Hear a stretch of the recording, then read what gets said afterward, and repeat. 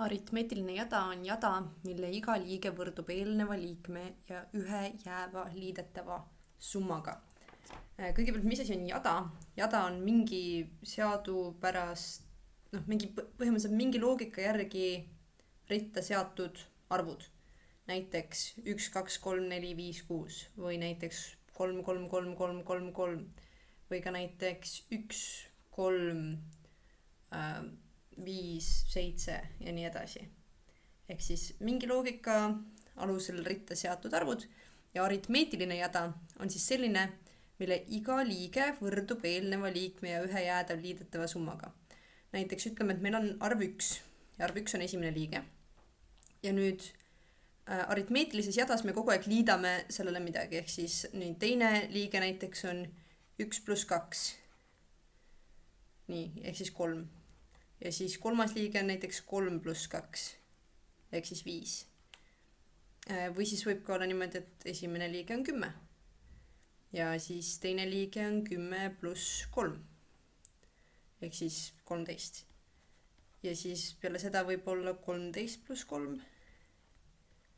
Ja see on ju 16 ja nii edasi, ehk siis 4. liige ja nii edasi. Või siis võib ka olla negatiivse arvuga, see liidetav võib olla negatiivne ja nii edasi, aga oluline on see lihtsalt, et sul on mingisugune esimene liige ja siis sellele sa liidad midagi.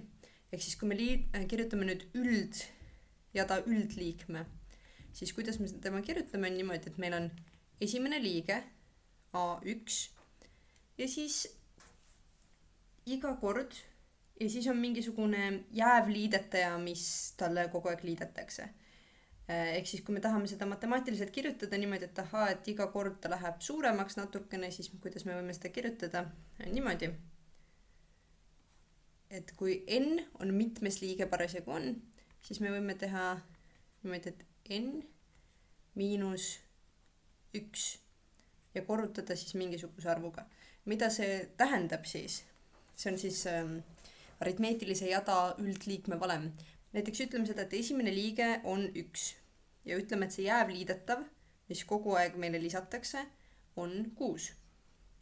Siis kuidas see välja näeks? Näiteks ütleme, et me tahame teada, mis on jada teine liige. On see, et me kirjutame AN võrdub, siis A1, mis meil on 1, pluss nüüd mitmenda liikmega on tegu, me tahtsime teist liiget leida. Nii et siia läheb 2. Ehk siis nüüd see n siin, see näitab mitmendat liiget me otsime, see on 2, temast lahutame 1, siis me korrutame seda d-ga, d siin oli 6, d on siis jääv liidetav. Ja mis me saame, on 1 pluss siis 2 miinus 1 on 1, 1 korda 6 on 6, saame 7. Ja samamoodi me võime proovida leida kolmandat liiget näiteks. Ehk siis meil on esimene liige pluss 3 miinus 1, sest see 3 siin on mitmendat liiget me otsime. Ja korrutame jääva liidetavaga, mis on 6. Mis me saame? Kõigepealt 1 pluss 3 miinus 1, see on 2. 2 korda 6. Ehk siis see on 1 pluss 2 korda 6, 2 korda 6 on 12, 1 pluss 12 on 13. Ja mida me näeme ka on see, et sama hästi me oleks võinud sellele 7 lihtsalt liita 6. Aga miks ta on oluline, et meil on see valem olemas, on see, et näiteks kui sul on vaja leida mingi jada 4000 liige, näiteks ütleme, et me tahame leida selle jada 105. liikme, siis mis see tähendab? Meil on 1 pluss 105 miinus 1 korrutada 6. Mis me siit saame on ju 1 jääb alles, pluss nüüd 105 miinus 1 on 104. 104 korrutada 6, see on 624. Ja nüüd 1 pluss 624 on 625. Või kui me tahame leida mingi muu märkimisväärselt suurema jada liikme. Ehk siis see on põhimõtteliselt, kuidas seda üldvalemit kasutada. Ja nüüd on antud ka see, et aritmeetilise jada 7. liige on 15 ja 15. liige on 7, et leia jada üldliige. Üldliige on siis see alaindeksiga n.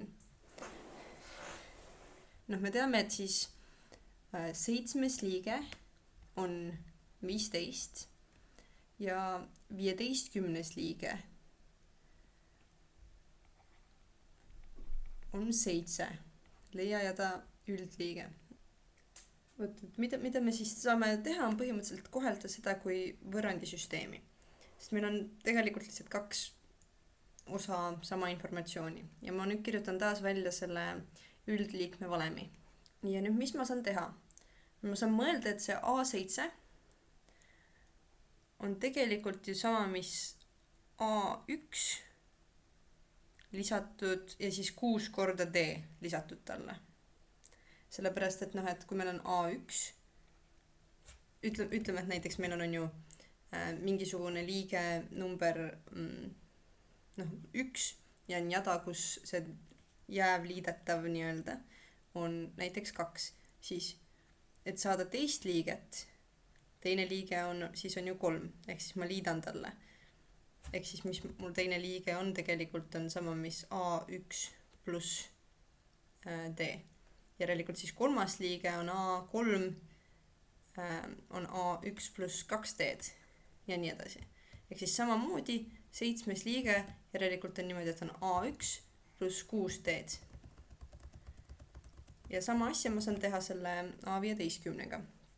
Ehk siis A15, 15. liige, on tegelikult ju sama, mis esimene liige pluss siis 14 korda see jääb liidetav, mida me hetkel küll ei tea. Ja nüüd, mida me teeme, on see, et me hakkame kasutama midagi, mis sarnaneb asendusvõttele. Ehk siis me tahame, et see nüüd tuleks üksinda vasakule poolele siin ja kõik ülejäänud tuleks paremal poolel. Ehk siis mis me saame? Siis mis me saame on see, et A1 võrdub A7 miinus 6D. Ja alla me jätame sama seisukorra, mis meil oli enne. Ja põhjus, miks me seda tegime, on see, et me saaksime kasutada asendusvõtet. Ehk siis nüüd see A1, mis on siin, on ju sama, mis A1, mis on siin, ehk siis me saame asendada. Ehk siis mis me saame, on see, et meil on jätkuvalt A15, aga nüüd selle A1 asemel ma kirjutan kõik selle. Võrdub A7 miinus 6D pluss 14D. Ja nüüd me saame sarnased asjad ise kokku liita ju. Ehk siis mis me saame on A15 võrdub A7, nüüd miinus 6D ja pluss 14D, see on 8D. Nüüd, mis me teame, aga mis me veel teame, on ju see, et mäletame, et me teame tegelikult ju A7 ja A15 väärtusi. Ehk siis, mis me saame teha, on sinna lihtsalt asemele lisada. Ehk siis A15, see on meil 7. Ehk siis see on 7. Nii, A7, see on meil 15. Ja siis 8D, seda me ei tea selle nagu arvväärtust. Aga kohe me saame selle teada. Ehk siis ühele poole meil jääb 8D ja teisele poole meil jääb 7 miinus 15. 7 on siis ja miinus 15 meil on see. Ja nüüd, kui me selle ära arvutame, siis me saame, et 8D võrdub ja siit me saame 7 miinus 15, see on miinus 8. Ehk siis mis me saame on see, et D võrdub miinus 1. Ja nüüd me tahame arvutada jada esimest liiget selleks, et me saaksime lõpuks seda valemit kasutada, et leida jada üldliiget, mis on see, mida meilt lõpuks üldsegi küsiti. Eks ma kirjutan korraks veel uuesti selle valemi. Teen valemile ringiga ümber. Nii, ja nüüd me tahame leida A1. Ja mis me saame selleks teha, on kasutada sama lüket, mis me siin alguses tegime. Me teame, et näiteks A7 on sama, mis A1 pluss 6 korrutada D. ja me teame A7 väärtust, sest see on meil algandmetes antud, A7 väärtus on 15. me A1 väärtust ei tea, aga me teame ka D väärtust. Ehk siis me saame siia asemele kirjutada -1. Ja mis me saame, on 15 võrdub A1 miinus 6, mis tähendab, et me saame A1 võrdub 21.